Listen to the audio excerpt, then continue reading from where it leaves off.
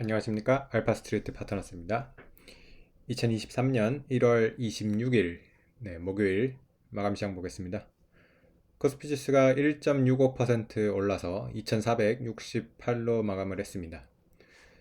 계속해서 반등이 이어지고 있습니다. 오늘도 제법 크게 반등을 해서 1.6% 이상 이렇게 올랐습니다. 그래서 4거래일 연속으로 올랐고요. 지금 이렇게 주봉으로 봐도 이렇게 반등세가 아주 확연하게 나오고 있습니다. 지난번에 이제 반등 때 이제 고점이 2,500선이었는데요. 거의 지금 가까이 왔습니다. 그래서 2,500선까지 불과 한 30포인트 정도 남겨놓고 있고요. 이대로라면 충분히 갈 수 있을 것 같은 그런 생각이 듭니다. 오늘 수급도 상당히 좋았는데요. 외국인이 8천억대 이렇게 사면서 거의 이틀 연속 지금 1조 가까이, 매일 1조 가까이 이렇게 사고 있습니다. 그래서 외국인 수급이 이렇게 돌아오니까 지금 주식시장이 좀 좋아지는 것 같고요. 외국인 입장에서는 지금 2,400대 코스피는 나름 이게 저가 매수를 한다고 볼 수 있겠죠. 코스피가 뭐 PBR 기준으로는 지금 0.8에서 0.9배 이 정도 수준이고요. PER로는 한 10배 정도 되긴 하는데 지금 우리나라 기업 이익이 좀 앞으로 더 늘 거예요. 왜냐하면 지금 PER 지난 12개월 이제 기준인데요. 12개월 지난 실적이 그 전보다는 좀 떨어지는 상태거든요. 그래서 이익 자체가 이미 떨어져 있는 그런 상황에서 PER 10배는 괜찮은 그런 수준이라고 봅니다. 오늘 상승을 보면 이제 주도하는 그런 종목들이 있었는데요. 우선 현대차가 오늘 꽤 크게 올랐습니다. 5.5% 이렇게 오르면서 좀 상승을 주도를 했는데요. 오늘 실적 발표가 있었습니다. 현대차가 실적 발표를 했는데 역시 실적이 굉장히 좋게 나왔습니다.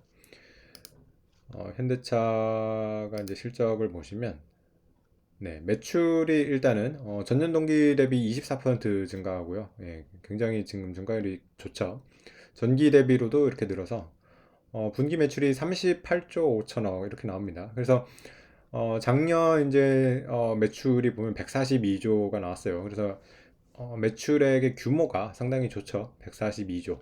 그래서 전년 대비로도 21% 이렇게 증가해서 매출 성장이 상당히 좋았고요.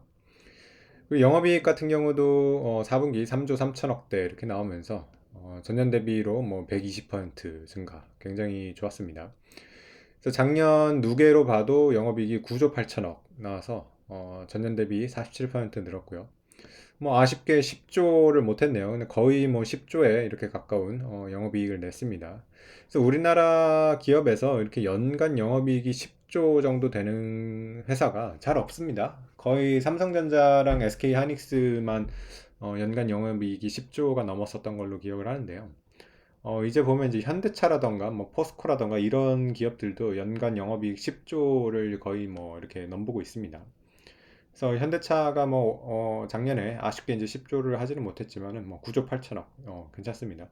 올해 같은 경우에 만약에 실적이 더 좋다면 10조가 넘어갈 수 있을 거로 그렇게 보입니다.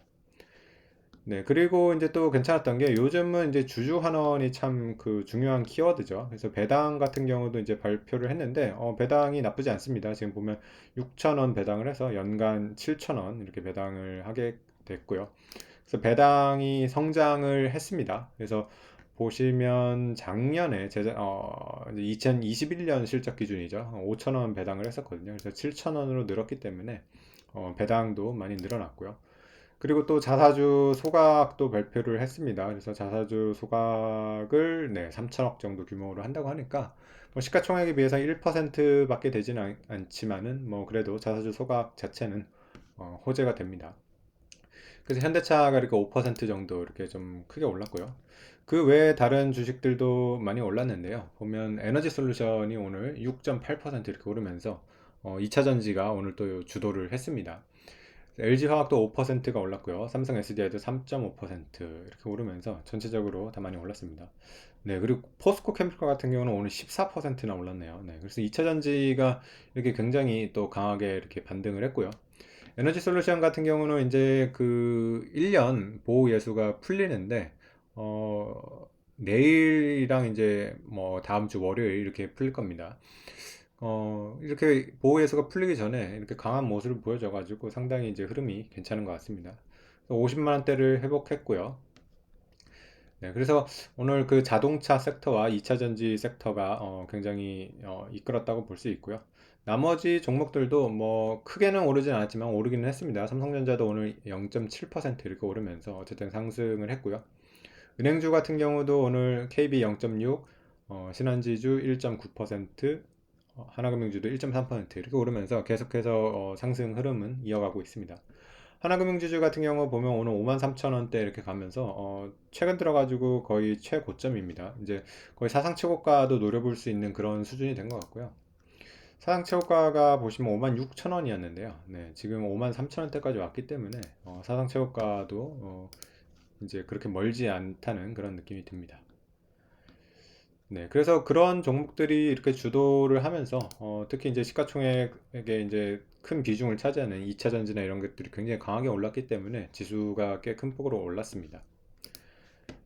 네, 환율 같은 경우는 1230원대 이렇게 계속 유지를 하고 있어가지고 이 밑으로는 잘 빠지는 그런 느낌은 아닙니다. 그러면서 환율도 어느 정도 유지가 되면서 이렇게 지수가 올라오니까 굉장히 좀 괜찮은 모습이 나오는 것 같습니다.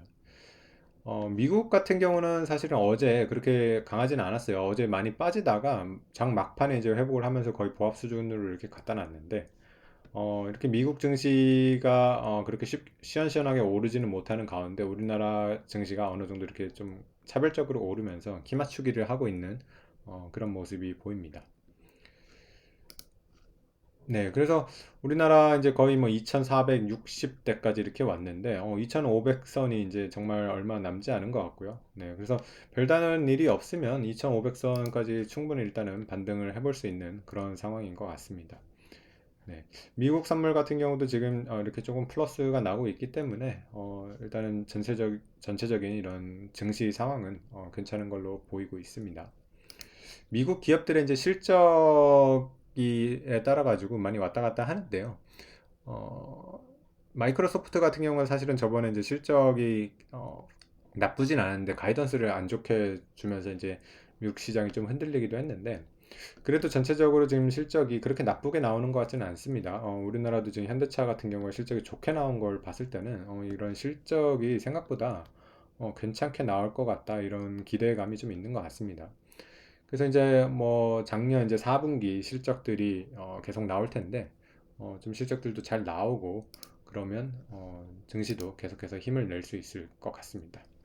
네, 오늘 시황은 여기까지 하겠습니다. 감사합니다.